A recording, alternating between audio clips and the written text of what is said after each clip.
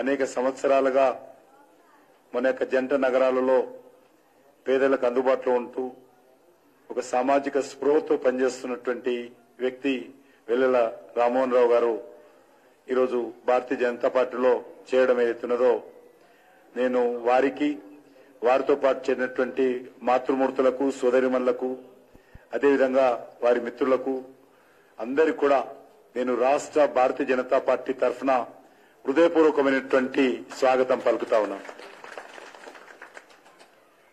ఎందుకంటే ఈరోజు దేశంలో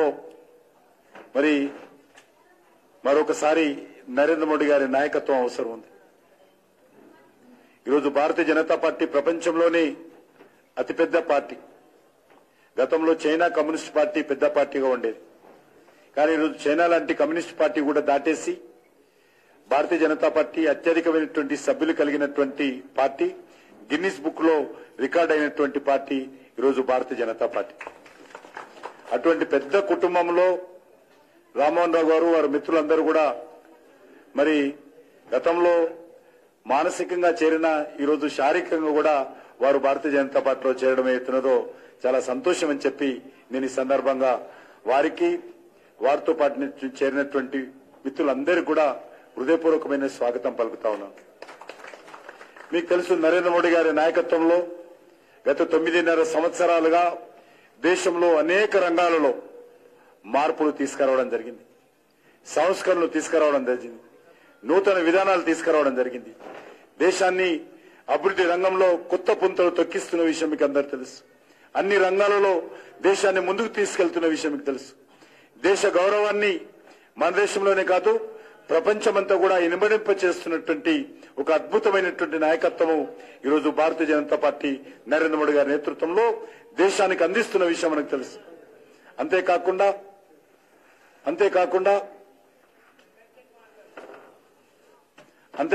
ఈరోజు మనం చూస్తా ఉన్నాం, మీరందరూ కాశీకి వెళ్ళుంటారు. కాశీలో ఏ రకంగా ఒక అద్భుతమైనటువంటి విశ్వనాథ దేవాలయ మందిరాన్ని పునర్నిర్మాణం చేసి ఒక కారిడార్ గా డెవలప్మెంట్ చేశారో ఈరోజు మనం చూస్తా ఉన్నాం. ప్రతిరోజు లక్షలాది మంది, ముఖ్యంగా మన తెలుగు ప్రజలు కాశీకి వెళ్తా ఉంటారు. కేదార్నాథ్ టెంపుల్ తీసుకున్నా, బద్రీనాథ్ టెంపుల్ తీసుకున్నా, సోమనాథ్ టెంపుల్ తీసుకున్నా అద్భుతంగా దాన్ని డెవలప్మెంట్ చేస్తా ఉన్నాం. ఉజ్జయిని మహంకాళి మాత దేవాలయాన్ని కొత్త కారిడార్ గా అభివృద్ధి చేసిన విషయాన్ని మనం చేస్తా ఉన్నాను. వారం రోజుల క్రితము కామాఖ్య టెంపుల్ ను కూడా సుమారు 400 కోట్ల రూపాయలతోటి దాన్ని కూడా కారిడార్ గా డెవలప్మెంట్ చేయడం కోసము ప్రధానమంత్రి గారు స్వయంగా వచ్చి దానికి అమ్మవారి దర్శనం చేసుకుని ఆ యొక్క కారిడార్ డెవలప్మెంట్ కోసం భూమి పూజ చేసిన విషయాన్ని మనం చేస్తా ఉన్నాం. మన రాష్ట్రంలో కూడా భద్రాచలం రామాలయ అభివృద్ధి కోసం సుమారు 50 కోట్ల పైగా నరేంద్ర మోడీ గారు కేటాయించి భారత రాష్ట్రపతి ద్రౌపది ముర్ము గారు స్వయంగా వచ్చి ఆ దేవాలయ అభివృద్ధి కోసం భూమి పూజ చేశారు. అదే వరంగల్లో ఉన్నటువంటి రామప్ప దేవాలయం ఏదైతున్నదో రుద్రేశ్వర దేవాలయం, ఆ రుద్రేశ్వర దేవాలయాన్ని కూడా నరేంద్ర మోడీ గారి నాయకత్వంలో యునెస్కో ప్రపంచ గుర్తింపుకు పొందినటువంటి ఉభయ తెలుగు రాష్ట్రాలలో మొట్టమొదటి కట్టడం అని మనం చేస్తా ఉన్నాను. నరేంద్ర మోడీ గారి కృషితో ఆ యొక్క రామప్ప దేవాలయానికి యునెస్కో రికగ్నిషన్ వచ్చిన విషయాన్ని మనం చేస్తా ఉన్నాం. అంతేకాకుండా ఈరోజు జోగులాంబ దేవాలయాన్ని కూడా కేంద్ర ప్రభుత్వ నేతృత్వంలో అక్కడ పర్యాటకులకు కావాల్సినటువంటి అమ్యూనిటీస్ కల్పించేటువంటి కార్యక్రమాన్ని కూడా ఈరోజు చాలా పెద్ద ఎత్తున జరుగుతూ ఉంది. వచ్చే 2 నెలల్లో ఆ పనులు కూడా పూర్తి అయిపోతాయి.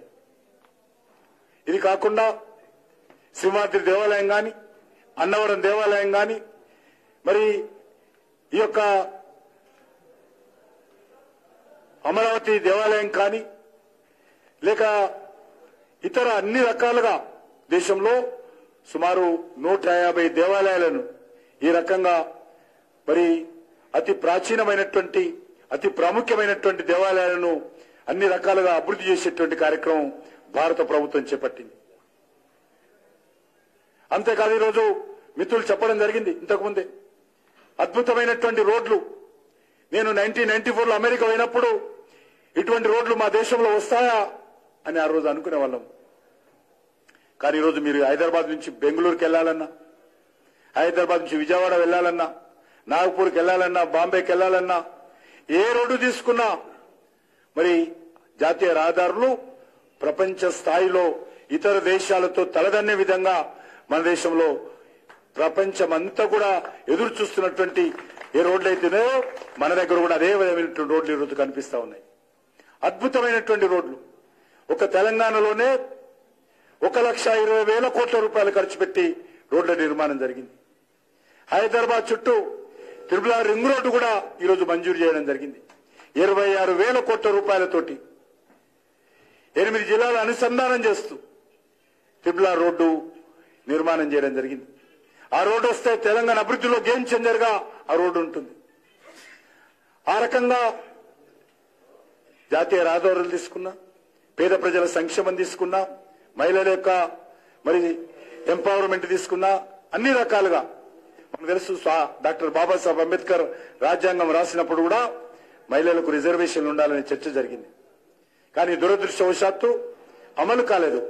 ఈరోజు 75 సంవత్సరాల తర్వాత నరేంద్ర మోడీ గారి నాయకత్వంలో మహిళలకు 33% రిజర్వేషన్ చట్టసభలో కనిపించినటువంటి ఘనత నరేంద్ర మోడీ గారి. ఆ ధైర్యము చేయగలిగే సత్తా ఈ దేశంలో భారతీయ జనతా పార్టీకి నరేంద్ర మోడీ గారికి ఉంది కాబట్టే మనం చేశాం. ఈరోజు ముస్లిం మహిళల మెడ మీద ఎల్లప్పుడూ ఒక కత్తిలాగా వేలాడుతున్నటువంటి త్రిపుల్ తలాక్ ఏదైతున్నదో ఆ త్రిపుల్ తలాక్ను కూడా ఈరోజు రద్దు చేసినటువంటి సాహసమైనటువంటి ప్రభుత్వము నరేంద్ర మోడీ గారి ప్రభుత్వం. ఎవరు చేయలేరు, అది మనం తప్ప ఇంకెవరు చేయలేరు. ఈరోజు 10 కోట్ల మంది ముస్లింలకు, ఒక సోదరుడు ఆడబిడ్డలకు నరేంద్ర మోడీ గారు అండగా నిలబడ్డాడు. రావణ కాష్టంలాగా స్వాతంత్రం నుంచి మొన్నటి వరకు ప్రతిరోజు ఉగ్రవాదుల బాంబులతో, AK-47లతో, RDXలతో, రాళ్లతో ఈరోజు ఎక్కడైతే మరి అల్లకల్లోలంగా ఉన్నటువంటి జమ్మూ కాశ్మీర్ ను ఆర్టికల్ 370 రద్దు చేసి ఈరోజు దేశంలో మరి పూర్తి స్థాయిలో జమ్మూ కాశ్మీర్ ను అంతర్లీనం చేసినటువంటి చరిత్ర నరేంద్ర మోడీ గారి ప్రభుత్వాన్ని, భారతీయ జనతా పార్టీ. గత సంవత్సరము 2 కోట్ల మంది పర్యాటకులు స్వాతంత్రం వచ్చిన తర్వాత ఎప్పుడు కూడా పోలేదు. మొదటిసారి 2023లో 2 కోట్ల మంది టూరిస్టులు ఈరోజు జమ్మూ కాశ్మీర్ ను సందర్శించారని చెప్పి మనం వస్తున్నాను. 2 కోట్ల మంది. ఏ రంగంలో తీసుకున్నా దేశంలో శాంతి భద్రతలు మనకు తెలుసు. హైదరాబాద్ లో సెక్రటరియట్ ఎదురుగా ట్యాంక్ బండ్ దగ్గర లుంబిని పార్కులో బాంబు పేలుళ్లు ఒకేసారి, గోకుల్ చాట్ బండార్ లో బాంబు పేలుళ్లు, దిల్సుఖ్ నగర్ సాయిబాబా టెంపుల్ దగ్గర బాంబు పేలుళ్లు, ఐపీఎస్ ఆఫీసర్ కృష్ణప్రసాద్ AK-47తో చంపేస్తారు, నందరాజు గౌడ్ను చంపేస్తారు, జయానంద్ను చంపేస్తారు, దేవేందర్ ను సైదాబాద్ చౌరస్తాలో మెడికల్ షాప్ లో ఉంటే ఐఎస్ ఏజెంట్ తుపాకులతో చంపేస్తారు, రివాల్వర్ తోటి. బాలరాజ్ యాదవ్ ను చంపేస్తారు, పాపయ్య గౌడ్ చంపేస్తారు. హైదరాబాద్ నగరంలో ISI ఉగ్రవాదం ఏ రకంగా బలంగా ఉండిందో నేను చెప్తా ఉన్నాను. ఈరోజు నరేంద్ర మోడీ గారు వచ్చిన తర్వాత ఈ దేశంలో ISI ఉగ్రవాదాన్ని ఉక్కు పాదంతో అణిచివేశాము. ఈరోజు మనం చేస్తా ఉన్నాం. ఎక్కడ కూడా ISI ఉగ్రవాదం లేదు. ఈరోజు పాకిస్తాన్ నుంచి వస్తున్నటువంటి ఇండియన్ కరెన్సీ ముద్రించి మరి ఈరోజు భారతదేశంలో చలామణి చేయించేటువంటి వాళ్ళు, నకిలీ కరెన్సీ వచ్చేది, దాన్ని ఆపాం. ఈరోజు ఏదైతే భారతదేశంలో ఉగ్రవాదాన్ని పెంచి పోషిస్తున్నటువంటి పాకిస్తాన్ ను ప్రపంచ దేశాల ముందు దోషిగా నిలబెట్టి ఏకాకి చేశాం కాబట్టే ఈరోజు అన్ని దేశాల నుంచి పాకిస్తాన్ కి సాయం రాకుండా ఈరోజు ఆగిపోయింది. మన దేశంలో 1,000 కోట్ల రూపాయలు ఖర్చు పెట్టి మన దేశంలో డిస్టెబిలైజ్ చేయాలని, మన దేశాన్ని దెబ్బతీయాలని, దేశ ఆర్థిక వ్యవస్థ దెబ్బతీయాలని ఏదైతే పాకిస్తాన్ ప్రయత్నం చేసేదో అటువంటి పాకిస్తానే ఈరోజు డిస్టెబిలైజ్ చేశాం. యుద్ధం లేకుండా డిస్టెబిలైజ్ చేశాం. ఈరోజు రొట్టె ముక్క కోసం పాకిస్తాన్ లో ప్రజలు కొట్టుక చస్తున్న విషయాన్ని మనం చేస్తా ఉన్నాం. పాకిస్తాన్ ఉగ్రవాదులు భారతదేశం మీద వస్తే మనం ఏం చేసేవాళ్ళం? లుంబిని పార్కులో ఏం చేసాం?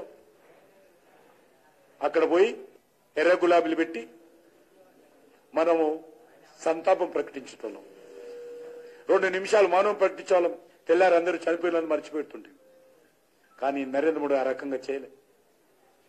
ఏ ఉగ్రవాదులైతే మన దేశం మీదకి వచ్చి మన సైనికులను చంపారో సెటిలైట్ ద్వారా వాళ్ళ గుర్తించి బాజాప్తా ధైర్యంగా సాహసంగా భారత భూభాగంలోకి పాకిస్తాన్ భూభాగంలోకి వెళ్లి అక్కడ ఉగ్రవాదులను ఒక్కొక్కరిని ఏరి పారేసి ధైర్యంగా భారతదేశానికి తిరిగి వచ్చినటువంటి మన సైనికులను నడిపించినటువంటి నాయకుడు నరేంద్ర మోడీ గారు.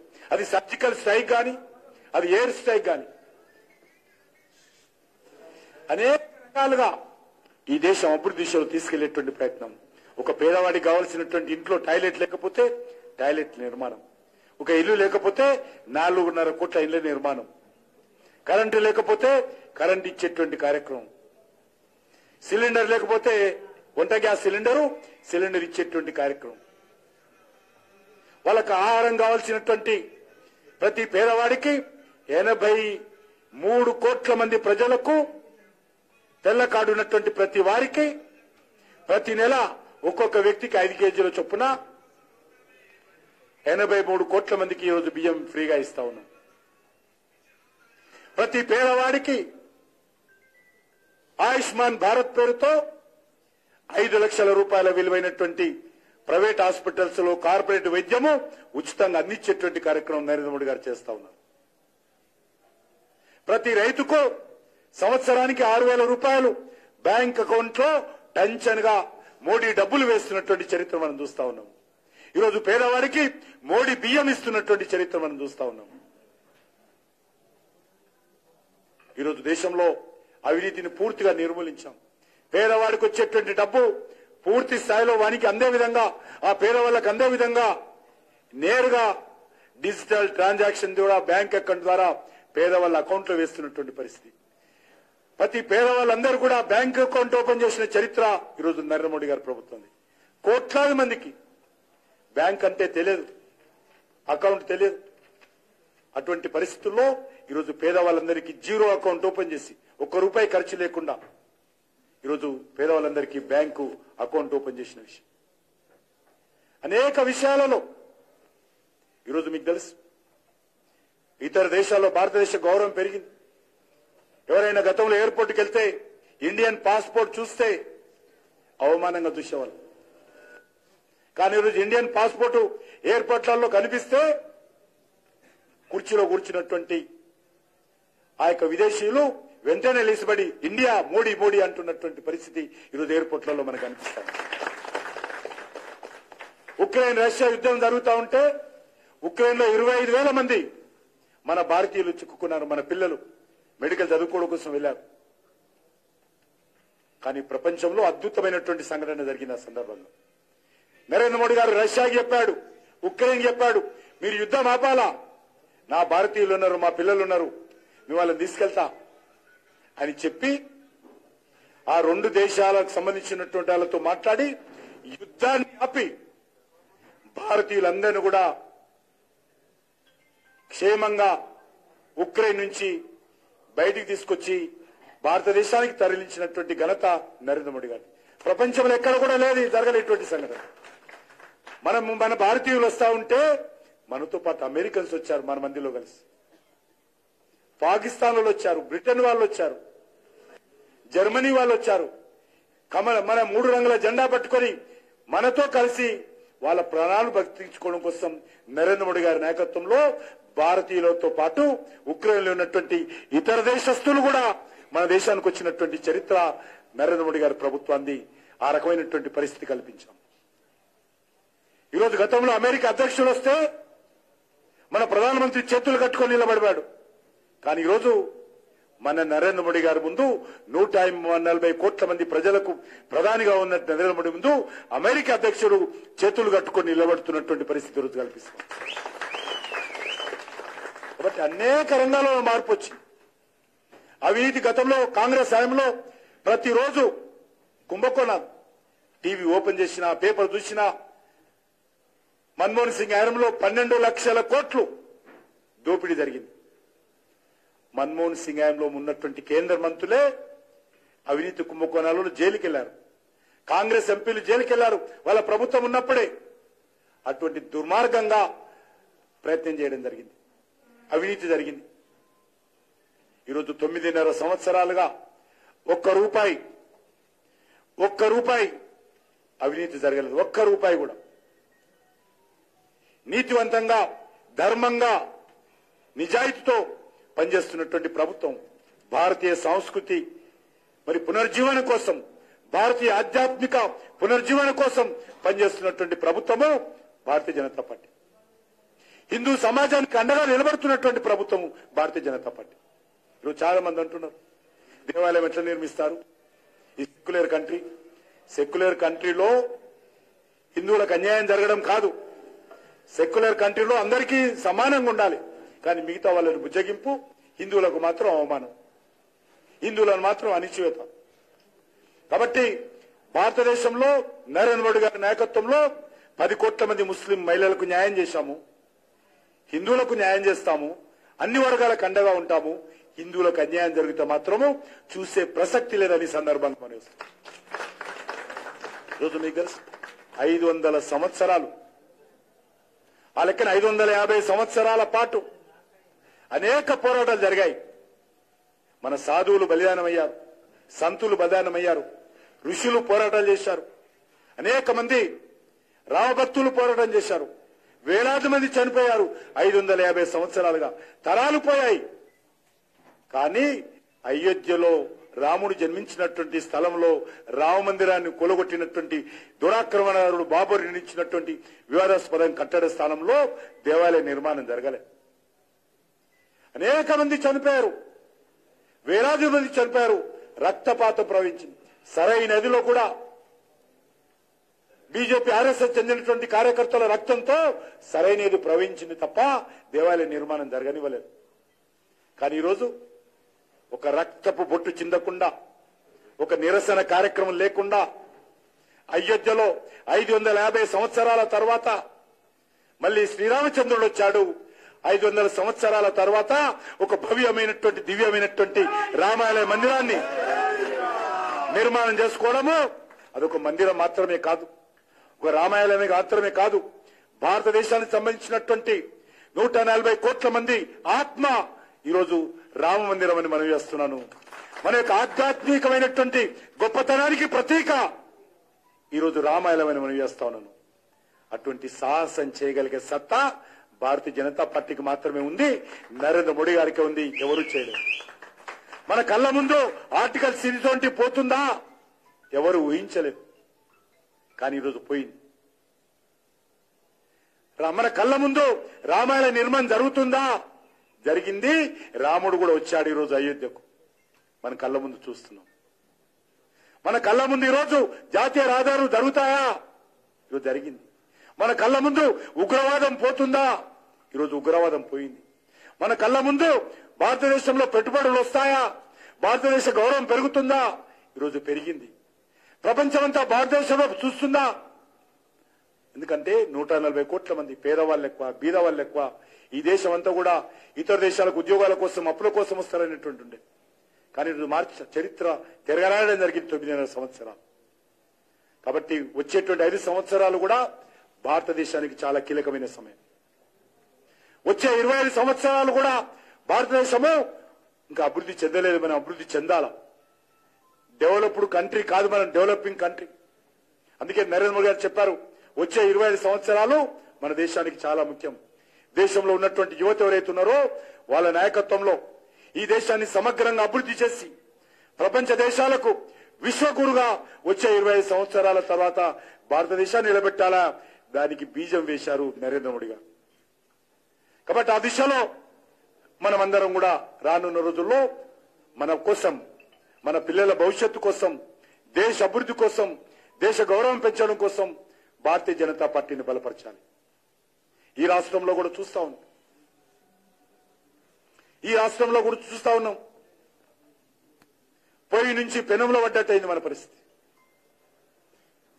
కాంగ్రెస్ పార్టీ అనేక రకాల హామీలు ఇచ్చింది, హామీలు అమలు చేయడం లేదు. కానీ సూట్ కేసులు మాత్రం ఢిల్లీకి వస్తాం. గత అసెంబ్లీ ఎన్నికల్లో కర్ణాటక నుంచి ఇక్కడ కాంగ్రెస్ పార్టీకి సూట్ కేసులు వచ్చాయి. ఇప్పుడు బిల్డర్ల దగ్గర ఒక్కొక్కరి బిల్డర్లు బెదిరిస్తున్నారు, వ్యాపారస్తులను బెదిరిస్తా ఉన్నారు. మా రాహుల్ గాంధీ చెప్పాడు, మాకు 100 కోట్లు కావాలా, మాకు 1000 కోట్లు కావాలా, మాకు పార్టీ ఎక్కడ అధికారంలో లేదు, డబ్బులు ఇచ్చేటువంటి స్టేట్ తెలంగాణనే ఇప్పుడు, కాబట్టి తెలంగాణ నుంచి డబ్బులు కావాలా, కాంగ్రెస్ పార్టీ గెలిచింది కాబట్టి దేశంలో ఉన్నటువంటి వచ్చేటువంటి ఎన్నికల్లో రాహుల్ గాంధీకి డబ్బులు కావాలంటే తెలంగాణలో వసూలు చేయాలని చెప్పి ఈరోజు రాహుల్ గాంధీ ఆదేశాలతో ఇక్కడ పెద్ద ఎత్తున బిల్డర్లపైన, రియల్ ఎస్టేట్ వ్యాపారస్తులపైన, కంపెనీలపైన, ఆఫీసర్లపైన, కాంట్రాక్టర్లపైన బెదిరింపులు చేసి ఈరోజు సూట్ కేసులు ఢిల్లీకి మోస్తున్న పరిస్థితి ఉంది. ఇచ్చిన 6 గ్యారెంటీలు లేవు. మహిళలకు డబ్బులు ఇస్తామన్న నెలల, రైతులకు అప్పుల మాఫీ చేస్తామన్నారు, నిరుద్యోగ యువతకు నిరుద్యోగ భృతి ఇస్తామన్నారు. అవేమీ లేవు. కానీ రోజు మాటలు కోటలు దాటుతాయి. మీకు అందరికీ తెలుసు, నరేంద్ర మోడీ గారి ప్రభుత్వము చెప్పింది చేస్తుంది, చేసేదే చెప్తుంది. ఈరోజు మన రాష్ట్రానికి తెలుసు, పివి నరసింహారావు గారు ఎంతో దేశానికి సేవ చేశాడు. దేశ ఆర్థిక వ్యవస్థను, ఆర్థిక సంస్కరణను ప్రవేశపెట్టి గాడి తప్పినటువంటి దేశ ఆర్థిక వ్యవస్థను గాడిలో పెట్టేటువంటి ప్రయత్నం చేశాడు. రచయిత, స్వతంత్ర సమరయోధుడు. ఈరోజు కాంగ్రెస్ పార్టీ ఏం జరిగింది? ఆయన రోజు మాజీ ప్రధానిగా స్వర్గస్థుడైతే ఆయన మృతదేహాన్ని, పార్థిక శవాన్ని ఆయన కనీసం కాంగ్రెస్ పార్టీ ఆఫీసుకు తీసుకోకుండా సోనియా గాంధీ అవమానం చేయడం. ఢిల్లీలో ప్రధానమంత్రి అంత్య సంస్కారం జరుగుతుంది. అక్కడ ఢిల్లీలో జరగనీయకుండా హైదరాబాద్ కు ప్యాక్ చేసి పంపించారు. ఢిల్లీలో అందరు ప్రధానమంత్రుల యొక్క స్మారక కేంద్రాలు నిర్మాణం అవుతాయి, ఘాట్లు నిర్మాణం అవుతాయి. కానీ పివి నరసింహారావు గారికి అన్యాయం చేసి ఆయన అంతిమ సంస్కారం అక్కడ చేయలేదు, కనీసం జ్ఞాపకం కూడా నిర్మాణం చేయలేదు. చివరికి హైదరాబాద్కు తెస్తే శవాన్ని సగాన్ని కాల్చేసి వదిలేసిపోయారు. ఈరోజు వాళ్ళ కుటుంబానికి భారత తలించుకున్నాడు కాంగ్రెస్ పార్టీ, సోనియా కుటుంబం. కానీ పివి నరసింహారావుకి ఇవ్వలేదు. కానీ ఈరోజు ధైర్యంగా కాంగ్రెస్ పార్టీ అయినప్పటికీ కూడా పివి నరసింహారావు గారికి గౌరవప్రదంగా ఆయన చేసినటువంటి సేవలను మరొకసారి దేశం ముందు ప్రజలకు చెబుతూ ఆయనకు భారత రత్నతో పురస్కారం చేసినటువంటి ఘనత నరేంద్ర మోడీ గారి ప్రభుత్వాన్ని. ఆ ధైర్యం, ఆ సాహసం ఒక నరేంద్ర మోడీ గారు చేయగలుగుతారు. అద్వానీ గారికైనా, అటల్ బిహారీ వాజ్పేయి గారికైనా, పివి నరసింహారావు గారికైనా, స్వామినాథన్కైనా సన్మానం చేసి, పురస్కారం చేసి గౌరవించేటువంటి సత్తా, ధైర్యము భారతీయ జనతా పార్టీకి ఉంది, మాత్రం నరేంద్ర మోడీ గారికి ఉంది తప్ప కాంగ్రెస్ పార్టీకి లేదు. కాంగ్రెస్ పార్టీ ఎంతసేపు వాళ్ళ కుటుంబమే ఉండాలి. ఏదైతే కేసీఆర్ గారు కుటుంబం చుట్టూ తెలంగాణను తిప్పి తెలంగాణను 10 సంవత్సరాలు మోసం చేశాడో, కాంగ్రెస్ పార్టీ 75 సంవత్సరాలుగా అదే చేస్తా ఉంది. ఈ 2 పార్టీలు కూడా కుటుంబ పార్టీలే, ఈ 2 పార్టీలు కూడా అవినీతి పార్టీలే, ఈ 2 పార్టీలు కూడా దొందే, ఈ 2 పార్టీలు కూడా బొమ్మ బరుసు లాంటి పార్టీలు, ఒకే తాను ముక్కలే. ఈ 2 పార్టీలు కూడా మజ్లిస్ పార్టీ వెంకలు చేరుతాయి, ఈ 2 పార్టీలు కూడా మజ్లిస్ బుజ్జగిస్తాయి. ఈ 2 పార్టీలు కూడా ఓటు బ్యాంకు రాజకీయాలు చేస్తారు. ఈ 2 పార్టీలు కూడా కుహాన లౌకికవాదంతో ఉంటారు. 2 పార్టీలు కూడా ఈరోజు ఓట్ల కోసం ఏదైనా దిగజారుతారు. కాబట్టి తెలంగాణలో కూడా ఈరోజు మార్పు రావాల్సినటువంటి అవసరం ఉంది. అందుకే ఈ పార్లమెంట్ ఎన్నికల్లో 17కు 17 సీట్లు ఈరోజు భారతీయ జనతా పార్టీ పోటీ చేస్తా ఉంది. ఆదరించాల్సిందే కోరుకుంటున్నాను. TRS party, BRS party KCR చేసినటువంటి అవినీతి మీద సమగ్రమైనటువంటి దర్యాప్తు చేయడానికి మరి ఇక్కడ ఉన్నటువంటి కాంగ్రెస్ ప్రభుత్వం కానీ, రాహుల్ గాంధీ గారికి ధైర్యం లేదు. ఎందుకంటే వాళ్ళు కూడా అవినీతి పరులే. కాంగ్రెస్ హయాంలో కుంభకోణాలే, కేసీఆర్ హయాంలో కుంభకోణాలే. కాబట్టి ఇద్దరు కుమ్ముక్కయ్యారు. సిబిఐ దర్యాప్తుకు రావడం లేదు. న్యాయ విచారణ చెప్పారు, న్యాయ విచారణ చేయడం లేదు. విజిలెన్స్ రిపోర్ట్ చేస్తారట, విజిలెన్స్ ఎంక్వైరీ చేస్తారట. విజిలెన్స్ ఎంక్వైరీతో అయ్యేది లేదు, పోయేది లేదు. కాలయాపన. ఈ యొక్క 6 గ్యారంటీలు కూడా పార్లమెంటు వరకు ప్రకటన చేస్తారు. పార్లమెంట్ ఎన్నికల తర్వాత చేత కాదని చేతులు ఎత్తేస్తారు. కాబట్టి ఏ చేతి గుర్తుకైతే ఓటేశామో అదే చేతి గుర్తుతో తెలంగాణ ప్రజల ఎత్తులో చేయబెట్టి భస్మాసురాస్తంగా మరోసారి కాంగ్రెస్ పార్టీ నిరూపించుకోబోతుంది. కాంగ్రెస్ చెయ్యి భస్మాసురాస్తము. ఆ పార్టీకి ఓటేస్తే మన నెత్తిలోనే పెట్టి భస్మాసురాస్తం పెట్టి ప్రజలను ముంచేటువంటి పార్టీ కాంగ్రెస్ పార్టీ. మాటలు కోటలు దాటుతాయి. ఈరోజు రానున్న రోజుల్లో ప్రభుత్వ పాఠశాలలకు, స్కూళ్ల బిల్డింగ్లకు రంగులేసే డబ్బులు కూడా ఉండవు. హైదరాబాద్ నగరంలో బీఆర్ఎస్ హయాంలో మున్సిపల్ కార్పొరేషన్ లో చిన్న చిన్న రోడ్లు రిపేరింగ్ చేస్తే ఆ కాంట్రాక్టర్లకు డబ్బులు ఇవ్వనటువంటి దౌర్భాగ్యమైనటువంటి పరిస్థితి బీఆర్ఎస్ తీసుకొచ్చింది. కాంగ్రెస్ హయాంలో మరింత పెరిగేటువంటి అవకాశం ఉంది. జీహెచ్ఎంసీ వాటర్ వర్క్స్ పూర్తిగా నిధుల కొరతతో ఈరోజు హైదరాబాద్ ఇబ్బంది పడతా ఉంది.